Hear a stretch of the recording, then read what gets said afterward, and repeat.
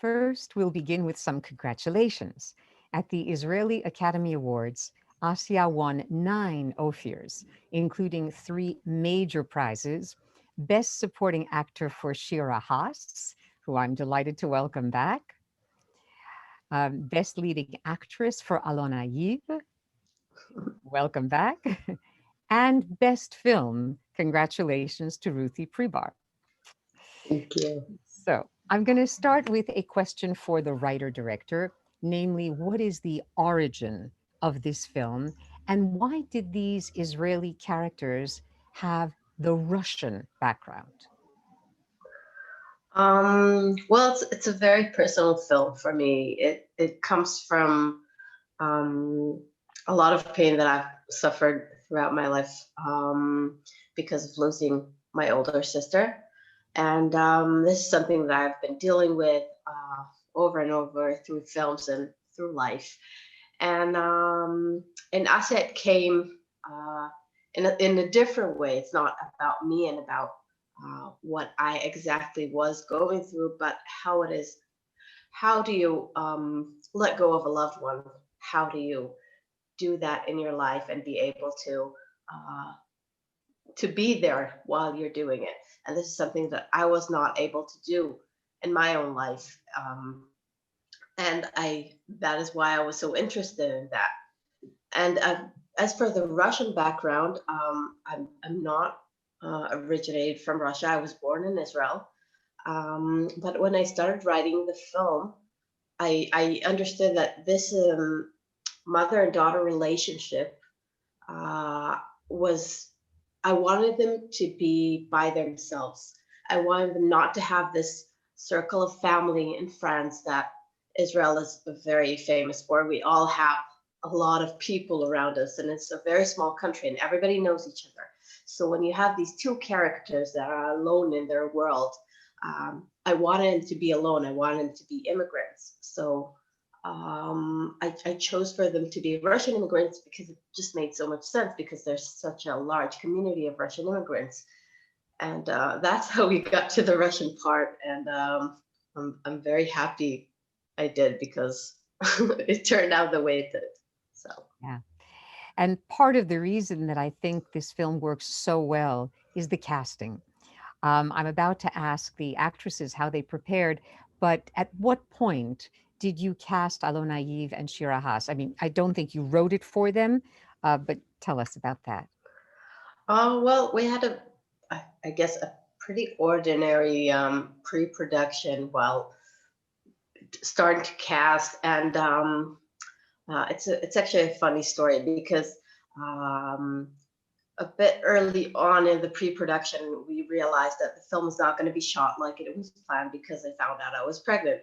And it was, to my surprise, a pregnant director in Israel cannot, the production, we could not find an insurance company that would insure the production. So I knew that I would have to postpone shooting, but we were in the pre-production and we were already casting. And I was, when I first saw Alena and Shira together, I was 9 months pregnant, and with my baby boy, and with my stomach like this high. And I was just, I saw them and I immediately knew they were perfect for the roles. So I was very happy I found them, and I was ready to have my baby, and ready to wait the time I needed to wait until we could shoot the film together. Great. So first I'll ask Shira Hass, how did you prepare for the role's intense physicality? Yes. Wow. It's been a very, very long process of rehearsals, which was a gift because you don't always have this privilege. And it was very important for Ruthie, which I think was a very smart and genius decision for so many reasons. And also part of it was really the preparation also for this physical research. And it was a long one. It was also, of course, a lot of research from home, reading and understanding and watching materials and reading books and understanding about this disease. And also we met with doctors, and we met with also a woman who was also sick with this disease. And we went as deep as possible. And even though it's important to say that, I mean, this movie is, you've all watched, but it's not, I mean, the disease is not the center of it, but it's really like the relationship and actually the life that they find within this. It was very, very important for me and for all of us to still be very, very accurate, because you also see Vika sometimes after a long while when you haven't seen her before, after a jump. So it needs to be very, very specific. We actually had like this page, this charge that we saw like in what scene, she's at what stage. Every stage had its own color, and this was very, very specific. And I mean, yeah, progress definitely. And you mentioned this disease. Are we meant to assume that it's ALS, known as Lou Gehrig's disease in the United States, or something else? It's never, I mean, you never hear it, you never hear this word in the film, so it makes sense to ask this question. But yes, this is the disease that it's based on, and this is the research that we've followed by. Yeah, definitely. And for Alena Yiv also, how did you prepare to play a nurturing hospital worker as well as a mother? Actually, I think it's really two different researches. Actually, for the nurse, it's really just visiting the hospitals to speak with the nurses, with the sanitars. So really just looking at them and learning some special things. I know what this means, so I can really to check how really checking pressure, blood pressure, or how I can help my daughter. So maybe this part was really the easy one. And about the motherhood, it's really much more long and deep and complicated and really kind of table too, chart kind of because we really start very far away from each other, and then step by step, every little details become closer and closer. And because it was filmed not in chronicle way, so we really have to remember how closer we became in this specific scene. So it was really, yeah, it's really kind of calculating like this. Sure. If I'm understanding what you just said, the film was not shot chronologically in sequence, right? So that's I know much more of a challenge, especially if your character is physically changing in such a radical way. And this leads me to another question for Ruthy Pribar. This was your first feature. You had been an editor before and made shorts. So could you talk a little bit about the choices you made? For example, how many takes? How many takes did you do to have the one scene that you finally used? Did you use a storyboard? And how long was the rehearsal process? Well, I'll start from the last question because I found out I was pregnant, and we actually had Alena and Shira for quite a while before shooting. Then we had the time to get to know each other, to talk about the film. It's not even the rehearsals, it's just to get to know each other. Because I think a lot of the time that we met we would spend the time to just talk. You don't need to go through the lines so much. You just need to understand each other and find a common language, because I think that's why it ended up so they were so into it, and I knew exactly what to tell them, because we just knew each other so well by the time we reached shooting, and we knew what every scene meant for their characters, and they just brought it. Once we were on set, I didn't even have to speak. It just happened because we worked together. We didn't have a storyboard, but we did some scenes. We had like a still storyboard, like we would have still images that we're taking in the locations. And I mean, if we talk about a bit about the cinematic language or how we wanted the film to look, and this is something that I did with the cinematographer Daniela Novitz, we wanted to take this film that deals with a lot of difficult subject matters and find the beauty in it and find how the light comes into their life. And although it's not always easy to watch, it's always optimistic. There's always life creeping into all the dark places. And this is something that was very important for me. And this is what the film is actually about, that even in the rough places that you get to in life, you can always find something to take comfort in. And they take comfort in being with one another. And this is what we want in our lives. At the end of the day, we want to be with our loved ones and close to them, especially when they are suffering. That's right. For Shira Hass, I hope you don't mind my asking this, but if you could compare the experience of playing Vika to playing Esti in Unorthodox, that's how most Americans know you, which also had a female director, Maria Schrader, and the series creator, Anna Winger, former student of mine from Columbia University. Now, for that Netflix miniseries, you had to learn Yiddish. Here, you had to learn Russian. So, I mean, that's one little comparative. But did you find that you had different muscles that you had to develop to play both characters? Wow. I shot Asia, and then a few months later, I've been told that I'm about to do Unorthodox. So it was really one project after the other, even though there were like a period of time in between. And really, these two characters are. I mean, it sounds like a cliche, but it's true. They're so close to my heart, and they could not have been more different from one another in so many ways. I mean, also the characters themselves, of course, the place that they're coming from, who they are. Also the project, which I love each so much, but it's so different words.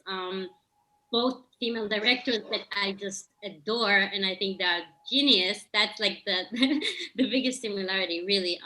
But it was very different. But I surely can say these two projects, and also, I mean, Asi maybe specifically, it's really the roles that I felt most committed to. And I know I'm young, but so far from all the roles that I did, um, beside the fact that it's such a gift for an actress, these two roles, and to be able to express myself in so many amazing scenes and ways, and to work with great people, it's just really the story. I mean, I can say about Asia, for example, that's why we're here for that, really. I mean, if I talk long enough about Asia, I can start crying. I mean, I remember the first time I was reading the script, and I mean, it was like a very specific feeling. I always say that for Asia, for this project, I have this very specific feeling, even smell that I have that just belongs to this project specifically. It's so close to my heart, and we were all so committed to it, and it was just like a feeling of taking something very special. And like Ruthy mentioned before, to take something like a dark subject and to bring so much light to it, and to talk about life through these stuffs, it's really like, this is what I'm interested in the most as Shira, and it's just amazing to be able to do it in roles, and to be able to do two roles after the other, just amazing and very different, strong female characters. So yeah. I hope I answered your question. Yes, you did. And the commitment of you and of Alona, as well as Ruthy Pribar, it's so evident on the screen. I do want to ask Alona something, though, because in preparing for today, I learned that you were also a stunt performer and director, which seems a wee bit different from the character of Asya. But could you tell us about that?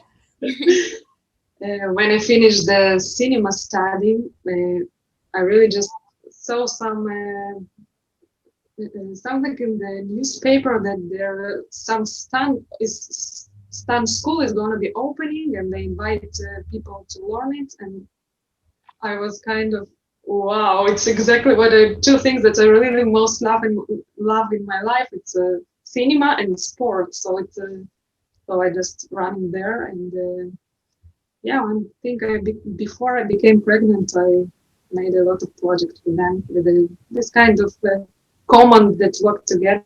Um, yeah, I just did it. Great. I really enjoyed it. You can be an action star too, not just doing the Yeah, I sensitive really would stuff. like to. I really would like to. Okay, and I mean, Ruthy Pribar, you amazing to me. You wrote the film before you became a mother and directed it after giving birth to a baby boy. How did that personal experience inform the film? In other words, do you think that you directed the film slightly differently because of the birth of your child, as opposed to if it had been done before? For sure. It was really different. Um, it's just once you have a child and I mean, Asia was another baby, right? I've been working on this film for so many years and I was really, really anxious to shoot it. And then I found out I was pregnant and having to postpone shooting was just so tough. I felt like it was just something I didn't know how to react to that at first. And I later realized that this was only the beginning of having to put aside my needs and um, my desire and just put it aside for a minute and say, okay, it's there. It's not going away. It's not disappearing. I still have it, but I have something else in my life and I'm going to give it my everything. Um, and then once we went on to pre-production again, and of course, while shooting, I had to give my boy to to his father, which was wonderful. But it was also, I mean, I missed him terribly, and it was very, very, very difficult. Um, so in a way, even going out to the shooting of the film had to do so much with what the film was talking about, and about letting go, and about being a mother, but also being your own person. So a lot of these themes that were going on in the film were going on in my life, and I was learning about myself and about the film and about Asia. Uh, when I was shooting, I was actually around her age, Asia's age. Now I'm 38, but when we shot it, I was around 35. So I mean, I just a lot of things were just coming to sort of the same path in my life, and I feel like it was just the right time and the right place to shoot Asia. And I brought so much of my new mother experiences into the film, and I mean, it turned out for the best. Yeah, and how, I mean, how fortunate, not just for you, but for us, that you had two labors of love at the same time, essentially. The last question, it's really for all three of you. I couldn't help but notice your DP cinematographer, Daniela Novitz, is a woman. She won the Best Cinematography Prize at the Tribeca Film Festival. You also chose a composer, Carni Postel, female. Did you feel that this film has what we might call a female sensibility? I know it's a dangerous kind of question to suggest a binary gender thing, but it does feel like there was a female universe that was created. Did each of you feel that, or should we maybe resist the temptation to label things as male and female?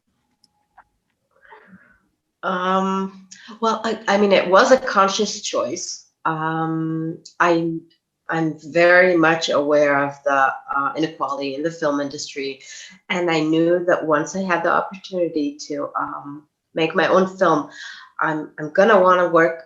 I was thinking that if I find the right people to for the roles, I would definitely choose women. And I have to say that I met so many wonderful women um, that that took part in the film, that I don't feel that I didn't feel that I have to make sacrifices because I'm choosing women. The opposite. And I mean, there are so many great women and so many great artists out there, and they just need to be given the opportunity. For me, it was very easy to work with women, and very natural. Okay, and would either of you, as actresses, comment upon this notion of the female sensibility, or because I'm not ever certain when I use those words that they have the same meaning for everybody? Well, I've really noticed. I mean, also in unorthodox, there were a lot of women involved, like you mentioned. Also in the Zookeeper's Wife, I think there's something that's really changing in the last few years, and you can see it. And like Ruthy said before, which I totally agree. I think it's an amazing choice, but it's important to say that they are part of the film, not because they're women. They are because they are the greatest. It's really, really important to mention that. And like Ruthy said, it's all about opportunity. And with saying that, I think that in a movie like Asia, for example, which talks a lot about being a woman, being a mother, being a teenager, a female teenager, and talks about femininity subjects, it was, I mean, I felt beauty, sensitivity, also as a woman, also as a new mother. I mean, it was part of it. And also, I mean, other female uh, on set around, it was really like, it was so supportive. I mean, there were also great men on set, which were sensitive and supportive. But it was so important to have this as well, especially in this movie. And they were the greatest. And it's you mentioned before Ophir Award, so it's an historic ceremony actually, because it was the biggest numbers of women to ever win in the Israeli Oscars, and the first cinematographer. And Carney also was the first winning the original music. I mean, it's really all about opportunity, and we worked with amazing women on this project. Understood. And Alona, any feeling on this? Yeah. Actually, I saw the story itself. It was so gentle and, I don't know if it calls softer, but yeah, maybe because the movie itself made the heart softer. So I saw it's this is the thing. Like, so I really didn't. I really wasn't mind if it was a man or woman around me, but I really trust Ruthy because she, in all the way, in kind of choosing the actresses, choosing the people that she wants to work, and I believe if she chooses the women around her, so it was really just for the same target to get it as gentle as possible, and I don't know. I really hope it was happened. It was the people that we worked with, and especially Daniela. It was really very, very big present for all of us, because you kind of completely feel her presence, and you know exactly what she's doing, and it was really kind of very, very clear work. And another way, she's really in the other way, it was completely fly on the wall, because really we could completely be inside acting without any disturbance. So, and so Daniela, it's really, we're all in love with her. Well, I can certainly understand what you're saying. And I believe that this film has not just great sensitivity and gentleness and optimism, but it also, for me, it's not sentimental. It doesn't go for easy tears with violins. There's a hardness to it that is reflected in Vika's own hard-edged character, and a balance of all of these wonderful emotional registers. So I just want to congratulate you. Thank you for being part of this Q&A, and good luck as this film finds its audience in the United States and around the world. Thank you. Thank you. Thank you. Thank you so much. Bye bye. Thank you.